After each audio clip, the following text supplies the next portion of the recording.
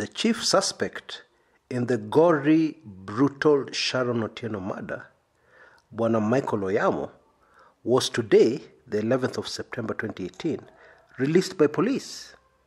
However, his freedom was very short-lived because he was shortly thereafter rearrested. Okay?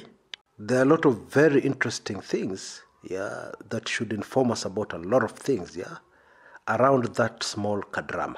Okay? And I'll tell you what it is in a minute. But first, let us go to Uganda, where the brutal dictator Yoweri Kaguta Museveni is still bloodletting. 2 days ago, a very harsh critic of the government's brutal ways, a man called Mohammed Kirumira, was gunned down near his home. He was gunned down by people on a motorbike, who escaped. Kirumira dead, and a female companion he was with, not his wife, also dead. Very unfortunate, because the poor lady was in the wrong place at the wrong time. Because the target was obviously Assistant Superintendent of Police, Mohammed Kirumira. Now, a few hours later, Yoweri Kaguta Museveni himself turns up at the crime scene. Now, Bwana Museveni has been telling us that the people causing trouble in Uganda are foreigners. Foreigners are paying youths, idle youths who are jobless, to cause problems and disturb the peace in Uganda. Foreigners are inciting youths, the youth of the country. Now, this crime scene, the president got a very good opportunity, a golden opportunity, to prove to himself that this far-fetched false rumor, that has been spreading around, is not true. Because the people who talked back to him from the crowd were ordinary folks, different ages, old men, middle-aged people. These were not young people paid by foreigners. These were not people incited by Bobi Wine. These were just ordinary folks. Oh, and what they told Museveni. Very interesting. One comment stood out for me. Somebody said, if you're going to kill everybody, who are you going to rule? Now, it is virtually impossible to miss what this person was saying. This person was saying clearly, close our eyes, tell us lies, spread propaganda, but we know you're the one who killed Kirumira. That is actually what they were saying. Others said we are tired of these killings. Now, what was interesting is that Museveni also asked people around whether anybody knew what had happened. And the people who came forward to describe the incident were all arrested. I don't have any other English word to use here, because asking people to get onto your vehicle, to be taken to an undisclosed location because of what they saw, that to me is an arrest. Now, in my view, the president is trying to get back to familiar territory, because one Bobi Wine took him to very unfamiliar territory. The territory where he's being challenged, being told you're wrong. The territory where he's being told to his face that there can be a Uganda without Museveni. Indeed, Uganda can be a much better country without Museveni. That's the truth. What happened in Bulenga, with the gunning down of Kirumira, is more familiar territory for Museveni. Where you get people bumped off, you cover up, and then you look what the public can do in response. Of course, nothing. Somebody killed by persons unknown, who will you complain to? No evidence. You want to say it's Museveni who killed them? Produce the evidence. And if you can't produce the evidence, which of course you can't, then shut up. And also be careful. That is Museveni's style. That is how he rules. That is how he plays his politics. And he's too old to change. Now, Bobi Wine, who is being treated in the US, came out and said very openly that this was an assassination by Yoweri Museveni goons. It is the government who killed Kirumira. It is very clear that what Museveni has chosen is to hang on to power at all costs, using his usual tactics, killing people, and creating a situation where people fear him. In other words, he rules by fear. Well, in my view, he has made his choice, and choices have consequences. Because one thing I'm very sure about is that this is not going to end well for Museveni. It's not. When people are fed up with you, you don't have enough prisons, you don't have enough bullets, you don't have enough soldiers to stop them. Even if you have millions of soldiers and the biggest army in the world, history has shown us again and again that even then, you cannot stop people who are fed up with you. And that is exactly the situation in Uganda now. It's just a matter of time. If Robert Mugabe of Zimbabwe went home, who is Museveni? He too shall go home. And I just have a nagging feeling he will not go home peacefully the way Mugabe did. Yeah. But then, as I've said, choices have consequences. And Yoweri Museveni has made his choices very clearly. Now, I find it hilarious that Museveni keeps on blaming foreigners for his problems, foreign interference, and yet it's widely known that Yoweri Museveni has been Washington's blue-eyed boy in Uganda for a very long time. He has been Washington's Mr. Fix-It as far as the Congo is concerned. He has been invaluable to Washington. Now that is foreign interference. Yeah, that is foreign influence, is it not? So, when that foreign influence goes against Museveni, it is no longer desirable, according to him. Well, he can stick to his rhetoric. That will not change much, because Ugandans have made up their minds, and Ugandans are fed up. Indeed, East Africans are fed up. There are many surprises for Museveni on the way, nasty surprises. And whether he likes it or not, he will leave power. It is just a matter of time. Now we will go for a very brief commercial break. When we come back, we will deal with the Michael Oyamo, Sharon Otieno saga. Don't go away.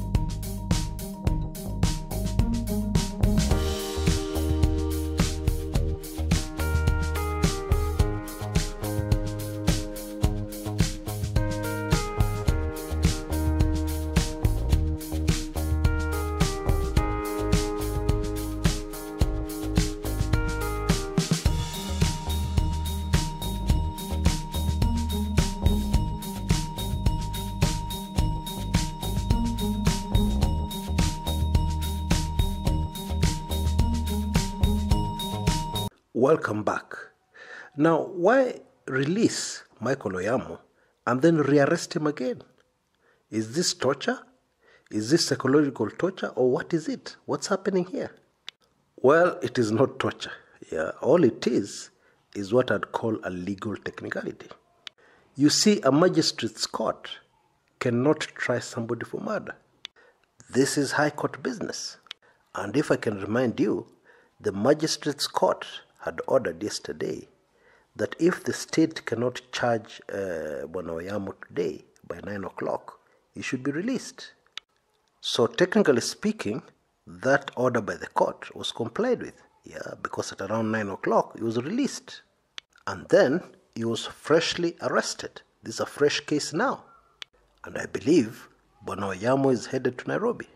What all this tells us is that the most probable charge that Oyamo is going to face will be murder. You know, if you give somebody instructions and tell them, go and knife so-and-so, you're guilty of murder. You didn't plunge the knife into the victim's body yourself, but you gave the order. Of course, the assumption here is that Oyamo gave the order after being given the order himself by somebody else. Now, the family of the late Sharon Otieno has been attending the trial. Yeah, every time Mr. Oyamo has appeared in court, they have been there. But now that the case is being transferred to Nairobi, that's going to be a tall order. That's going to be difficult to do. And of course, the very rowdy crowd, baying for the blood of Mr. Oyamo, is going to be absent in Nairobi. So maybe that's just as well. You know, in my view, the police took a very huge risk, in releasing Mr. Oyamo, even for a few seconds. That was a huge risk. Why am I saying that? Because if any crowd had gotten an inkling that Mr. Oyamo was going to be released, they would have rushed there and lynched him. That's how angry the people are. Even the Migori governor, because Mr. Oyamo is the personal assistant to Bwana Okoth Obado, the Migori governor, even the governor is not safe anywhere in Nyanza. Yes, he's the governor. Yes, he has got a security detail, but he is not safe. He's not safe at all. Which makes me wonder how Bwana Okoth Obado and even his handlers can imagine that he still has a future in politics. How? You know, even the ongoing campaigns for senator in Migori, there's a by-election coming up, are a pointer to things to come. Because those campaigns so far have been dominated by Sharon Otieno, the late Sharon Otieno. It appears that the late Sharon Otieno is very politically powerful, in death. The Ochilo Ayako camp, Ochilo Ayako, of course, contested for the gubernatorial seat against Obado in 2017 and lost. And now is going for the senatorial seat with the full backing of Raila Odinga and the ODM party.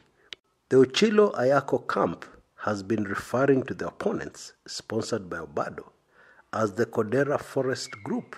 You know, the body of the late Sharon Otieno was found near that forest. So the implication here is very obvious. The voters are being told, are you going to elect me? Or are you going to elect people linked to such a brutal, gruesome murder of a young girl? Now, politically speaking, that is very easy rhetoric to sell to voters. Let us for a minute assume that the Migori governor is completely innocent. Let us even assume that Michael Oyamo is completely innocent. They had nothing to do with the gruesome, brutal murder of the young girl. Let's just assume that for a minute. Even then, the Obado camp is still cooked. Why? Because of their consistent behavior since 2013. This has been a violent group, using violence in politics, using violence in order to get mileage politically. Goons tearing down the ODM office in Migori, Governor Ali Hassan Joho being attacked in Migori. The Obado camp has got a very long history of using violence and political intimidation. Now that Sharon Otieno has been murdered, the facts really don't matter. Politically, Okoth Obado is finished. Kaput. Kwisha maneno. It is clear that Bwana Ayako will win the by-election by a landslide. The man is going to have a very easy time. Of course, Governor Okoth Obado is a super organizer. He has got his people all over the place. He has got MCAs and so on and so forth. But you can be sure what's going to happen is that even these people will want to distance themselves from the governor. That is just how human nature is. And anyway, politically speaking, for their political survival for the future, they will have no other option but to distance themselves from Bwana Okoth Obado. Even if a story comes out tomorrow proving that Bwana Okoth Obado is completely innocent, it doesn't matter. Politically, he is finished. Now, Bwana Obado was being interviewed, or as Kenyans like to say, grilled, by the DCI Kisumu this morning, 11th September 2018. And he had spent a very long time there, even by the time I started making this video. It appears that the strategy of the investigators is to get watertight evidence against suspects, or those people who planned this very gory murder, before making any major arrests. That evidence would include DNA. Now, if it is true, if it is indeed true that there was a very big, important, powerful person who ordered for the killing of the late Sharon Otieno, then we must assume that that big person was careful. And so getting evidence against them will not be easy. You know, unfortunately, a court of law does not operate on the obvious. It does not operate on the opinion of the public. It operates purely on something called hard evidence. Hard evidence can also be a confession, and that's why Bwana Michael Oyamo is key in this case. And that's why he was getting visitors from mysterious people trying to dig back into his military records, or claiming to be doing that. This way he was receiving all those visits because he's a key witness. This whole case could unravel just because of him. He's at the center of it, even though he's a suspect.